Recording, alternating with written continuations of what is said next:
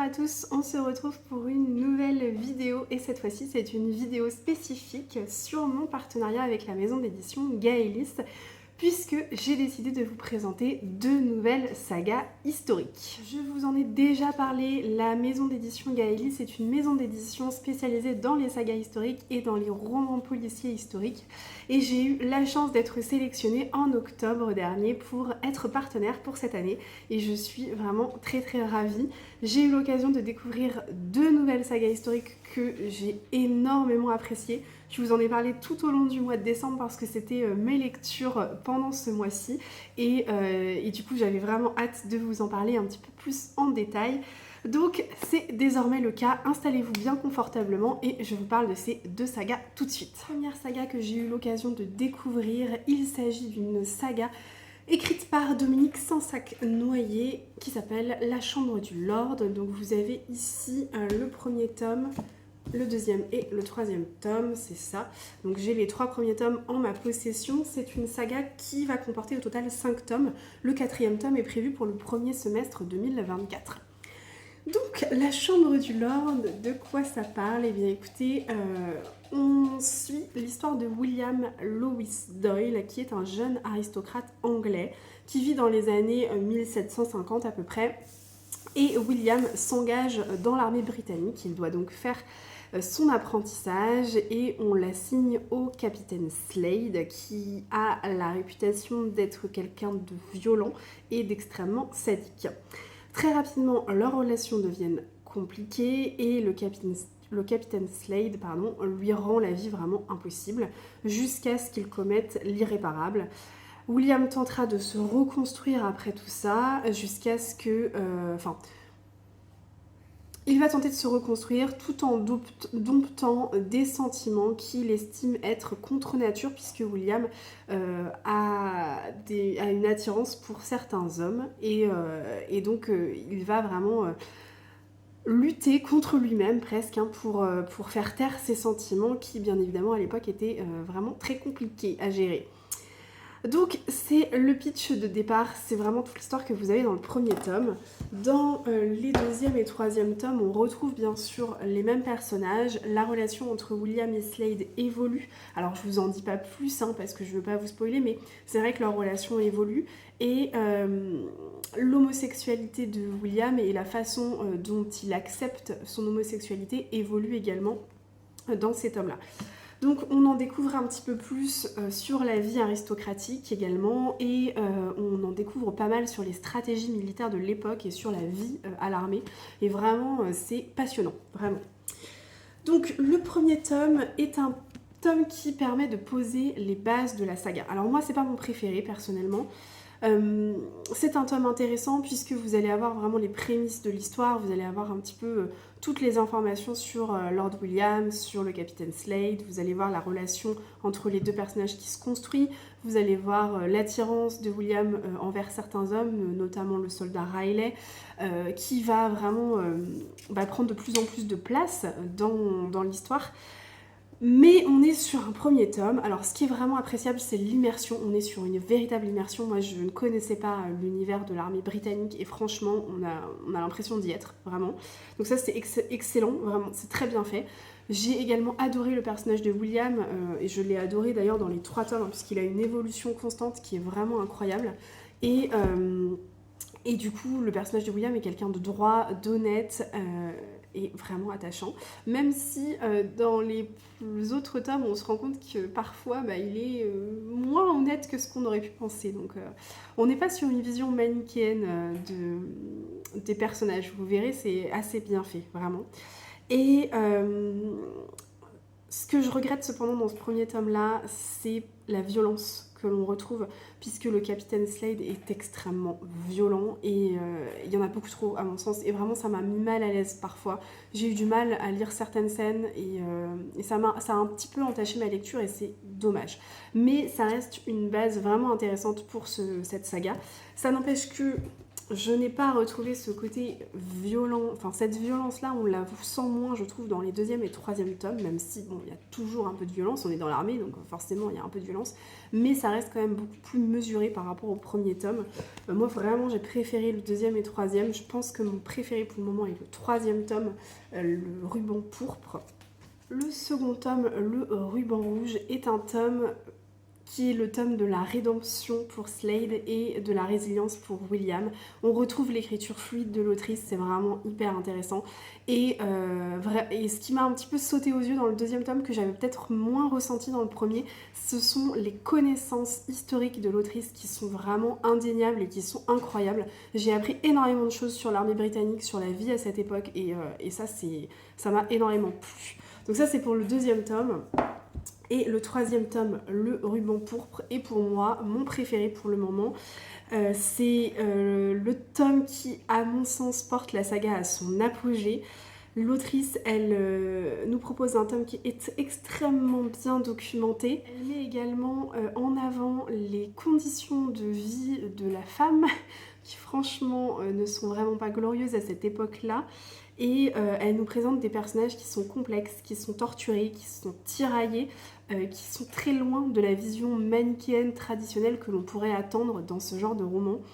Et c'est d'une réalité saisissante, vraiment. Encore une fois, on se retrouve plongé dans un décor totalement immersif et c'est très très appréciable. Donc mention spéciale pour ce tome-là parce que vraiment le ruban pourpre pour moi c'est le meilleur. C'est vraiment une saga qui va crescendo. Donc une saga que je vous recommande de toute urgence, La Chambre du Lord, que vous retrouvez chez Gaëlis Éditions. Les tomes sont à 19,90 €. Vous avez quand même des tomes qui font 600 pages à chaque fois, donc c'est des belles briquettes et ce sont des petites pépites. La deuxième saga dont je voulais vous parler aujourd'hui, c'est la saga écrite par Annabelle Séguret qui s'appelle Les Chemins d'Abeline. Donc là j'ai que les deux tomes, j'ai que deux tomes là à vous présenter, j'en ai un troisième qui est plus loin dans ma bibliothèque. Mais voilà les deux tomes, deux premiers tomes. C'est une saga qui comporte au total 12 tomes, donc c'est une grande saga. Pour le moment les trois premiers sont sortis, donc vous avez le tome 1 qui s'intitule Louise, le tome 2 Gabriel et le tome 3 Samuel. Et le quatrième tome est prévu pour le premier semestre 2024. Dans cette histoire, on fait la connaissance de Louise de la Magdeleine. C'est un personnage central, enfin c'est le personnage central de la saga. C'est une jeune femme de bonne famille qui a la particularité de pouvoir vivre plusieurs vies à des époques différentes. Donc il y a un petit côté fantastique dans cette saga, un peu à la Outlander, si vous voyez un petit peu, enfin même si c'est pas forcément la même chose, mais on est un peu sur ce genre-là. On est plongé dans l'histoire avec un grand H, avec un tout petit côté fantastique assez intéressant. Dans cette vie, en 1775, Louise a 17 ans, c'est une jeune peintre prometteuse et son père décide de la confier au couple Saragdon, je sais pas trop comment ça se dit, enfin bref, Saragdon, qui est un couple d'aristocrates irlandais. Et ce couple la prend sous son aile pour qu'elle puisse parfaire sa peinture. Sauf que Louise a un sacré tempérament, elle ne l'entend pas de cette oreille et elle n'est vraiment pas emballée à l'idée d'être confinée chez ce couple-là, donc elle décide de s'enfuir malgré tous les efforts déployés par son frère aîné et par un de ses amis très proches, Gabriel d'Abeline. Elle va errer dans les rues de Paris, elle va faire des mauvaises rencontres, elle va être agressée et cette agression va avoir des répercussions sur toute cette vie qu'elle vit en 1775. Ce premier tome-là est très dense puisqu'il y a énormément d'action. C'est pareil, on est sur un tome qui pose un peu les jalons de la saga. Dès le début, on comprend qu'il y a un complot qui s'installe, on a une intrigue qui est passionnante vraiment. Louise, elle va être contrainte de vivre un petit peu entre la France et l'Irlande pendant un certain temps. Et c'est hyper enivrant, l'écriture de l'autrice est enivrante, elle nous laisse sur un cliffhanger de folie, c'est assez dingue. Le seul petit bémol de ce premier tome, à mon sens, c'est le personnage de Louise. Comme je vous le disais, c'est le personnage central, mais c'est un personnage qui a un tempérament de folie. et peut-être un peu trop de tempérament, et parfois vraiment elle a tendance à taper un peu sur le système. Moi elle m'a un petit peu agacée parfois, et j'avoue que j'étais contente de voir que dans les tomes suivants, Louise elle prend un peu plus de recul et elle est moins le personnage central. Parce que vraiment elle a des réactions qui sont un tantinet agaçantes, elle est dans le trop plein d'émotions, elle est toujours dans l'extrême et c'est assez compliqué à supporter en tant que lecteur, donc on imagine que son entourage doit en avoir un petit peu marre également. J'ai totalement adoré le second tome, puisque ce second tome est clairement centré sur le personnage de Gabriel, qui pour le moment est mon personnage préféré dans la saga. Il est centré sur ce personnage-là, et en plus on parle énormément de la guerre d'indépendance de l'Amérique, avec notamment l'aide qui est fournie par Lafayette. Et c'est une période historique que je trouve passionnante, vraiment. On découvre les complots à la cour française, on découvre les rites sataniques qui ont lieu en France également, on découvre toute l'Amérique. Il y a tout un passage du roman, il y a au moins 300 pages qui se passent en Amérique, et ça vraiment c'est top. Le côté fantastique prend un petit peu plus de place dans ce tome-là, on l'avait beaucoup moins dans le premier tome, mais ce n'est pas pour me déplaire, honnêtement j'ai trouvé ça très bien ficelé, très bien amené par l'autrice, et comme je vous disais, le fait que Louise soit un petit peu en retrait, eh bien c'est encore plus appréciable, puisque c'est vraiment plus centré sur Gabriel, qui est un personnage extrêmement honnête, extrêmement attachant, et moi c'est mon petit coup de cœur. Mention spéciale également pour le personnage du comte de Nolens, qui est un personnage qui est extrêmement drôle, et ça apporte une touche de fraîcheur à la saga qui est vraiment appréciable. Pour le moment, du coup, les deux sagas que j'ai eu l'occasion de découvrir qui sont publiées chez Gaëlis Éditions sont vraiment des très très belles découvertes. Celle-ci, vraiment, je n'en attendais rien et j'ai été extrêmement surprise. J'avoue qu'à la base, l'armée britannique en 1750, c'était pas forcément quelque chose qui m'intéressait plus que ça. Et en fait, j'ai été complètement subjuguée par cette saga. Et j'ai vraiment hâte de connaître la suite. Et Les Chemins d'Aveline, gros coup de cœur pour cette saga également. Très très bonne saga, complètement différente de la première, mais voilà, encore une fois, si vous aimez les sagas historiques, si vous aimez la période dans les années 1770 en France, et si le côté un petit peu fantastique ne vous fait pas trop peur, eh bien allez-y, foncez, parce que vous allez vous découvrir une saga au top, vraiment. Un grand merci à la maison d'édition Gaëlis pour l'envoi de ces tomes que j'ai beaucoup aimé, et j'ai vraiment hâte, enfin quoique j'ai pas vraiment hâte de finir le 3e tome parce que je sais qu'après il va falloir que j'attende pour lire les 4e tomes, donc bon voilà. Mais c'est un vrai plaisir d'y retourner, donc j'ai hâte de savoir ce qui va se passer pour Samuel. Et j'en profite aussi pour vous montrer la petite tasse que nous a fait parvenir Gaëlis Éditions pour Noël.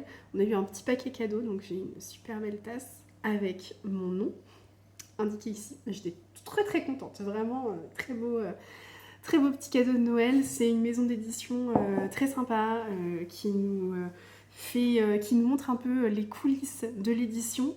Et c'est pas forcément quelque chose que l'on voit habituellement, et ça fait plaisir, donc c'est un très très beau partenariat et je suis plus que contente. J'ai hâte de savoir ce que 2024 nous réserve. Petite info supplémentaire, si vous êtes fan des sagas historiques, sachez que la maison d'édition va publier d'ici avril-mai une nouvelle saga qui s'appellera La nièce du cardinal, et alors autant vous dire que moi j'ai hyper hâte, j'ai trop hâte d'en savoir un petit peu plus. Et d'ici là, moi je vous recommande de découvrir les 2 autres sagas. Sur ce, j'espère que vous avez passé un bon moment en ma compagnie. Je vous souhaite une très belle semaine et je vous dis à très bientôt pour une nouvelle vidéo. Allez, ciao!